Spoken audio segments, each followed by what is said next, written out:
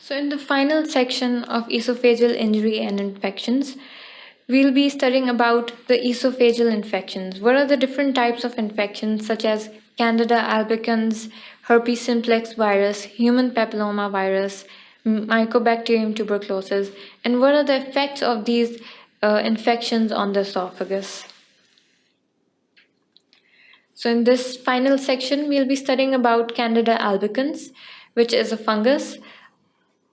Other than that, we'll be studying about herpes simplex virus and human papilloma virus, trypanosoma cruzi, Mycobacterium tuberculosis, and other infections.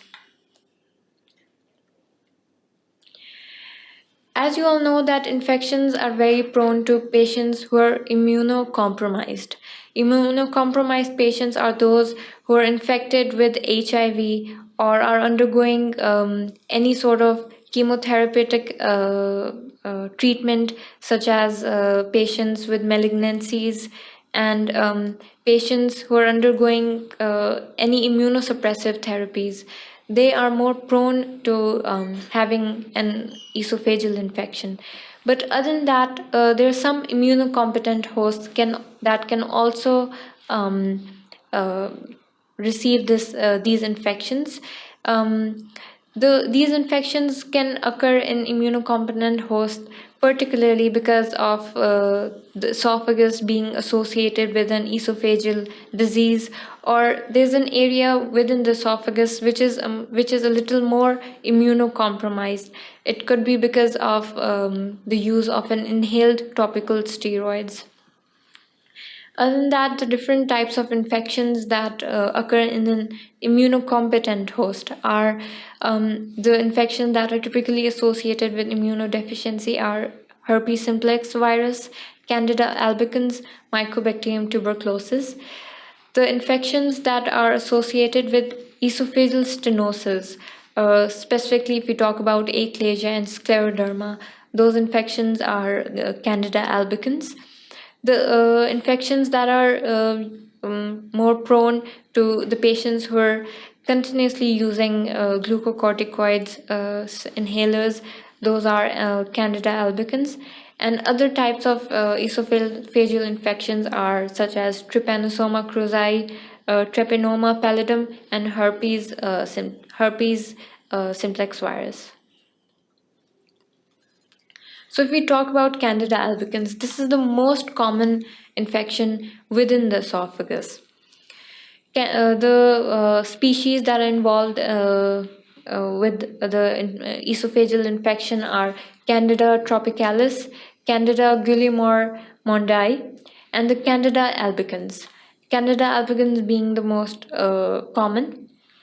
Other than that, the Candida albicans infection is more associated with stasis such as achalasia and scleroderma, like I've mentioned before. Other than that, patients who use topical glucocorticoids, inhalers of steroids, are more prone to having an oropharyngeal infection and an esophageal infection. Other than that, patients with impaired immune mechanisms such as diabetes mellitus and adrenal insufficiency, alcoholism, and an advancing age may also lead to candidiasis.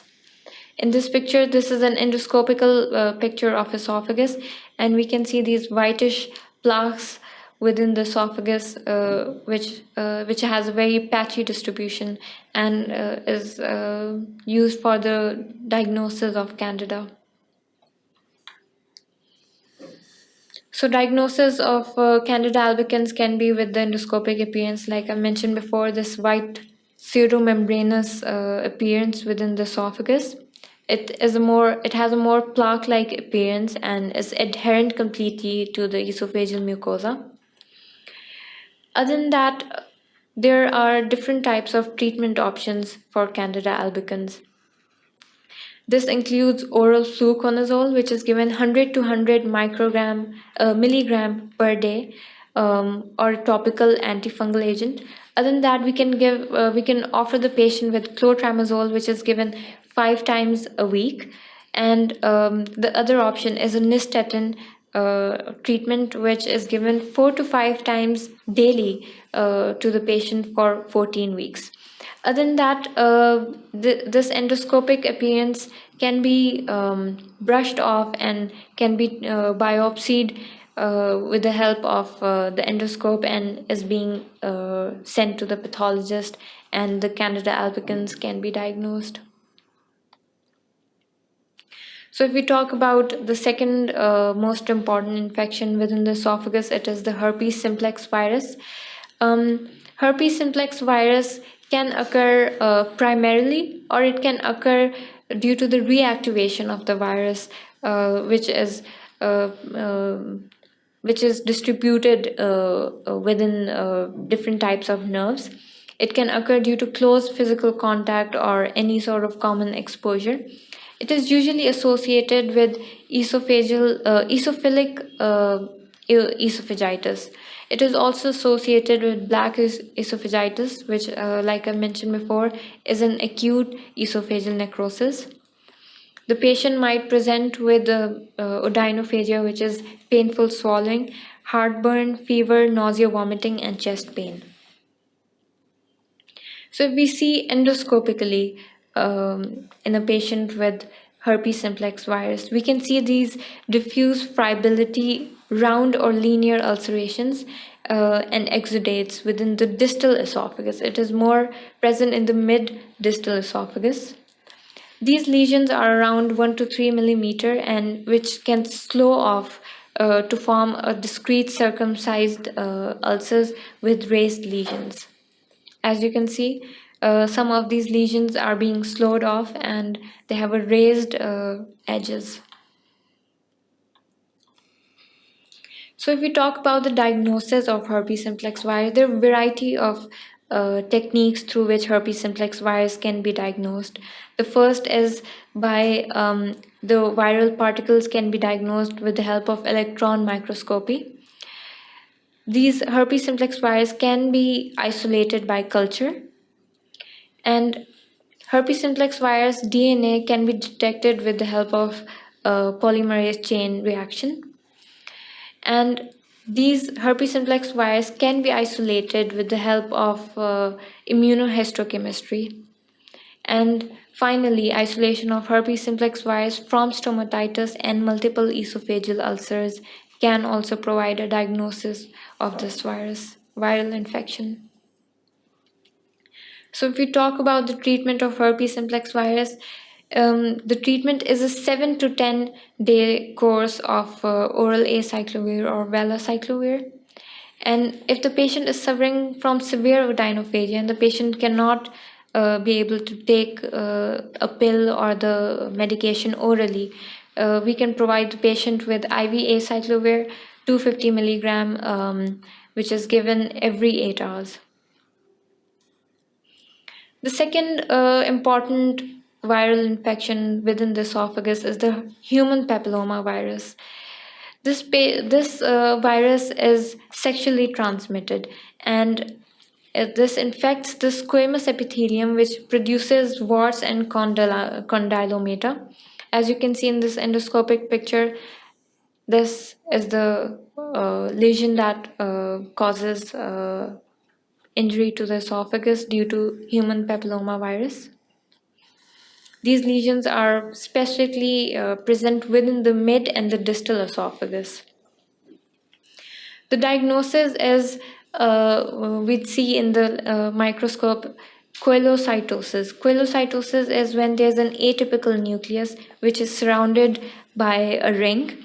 Other than that, we can see a giant cell present, and we can also diagnose it with the help of an immunohistochemical stains. Treatment is not very necessary for HPV virus, but if the treatment is necessary, we can provide the patient with systemic interferons, bleomycin, and etoposide. Trypanosoma cruzi. This is a very different type of infection, and it is very rare. It causes Chagas disease. Chagas disease is when there is a progressive destruction of the mesenchymal tissue, and the neuron ganglion cells. This is called as Chagas disease. It is the patient typically presents with difficulty swallowing, dysphagia, chest pain, cough, regurgitation, and nocturnal aspiration. Nocturnal aspiration occurs when the patient is lying down and asleep. Then the aspiration occurs. The food particles they go back into the trachea. In this specific disease, the lower esophageal sphincter pressure is very low and it causes a reflux to occur.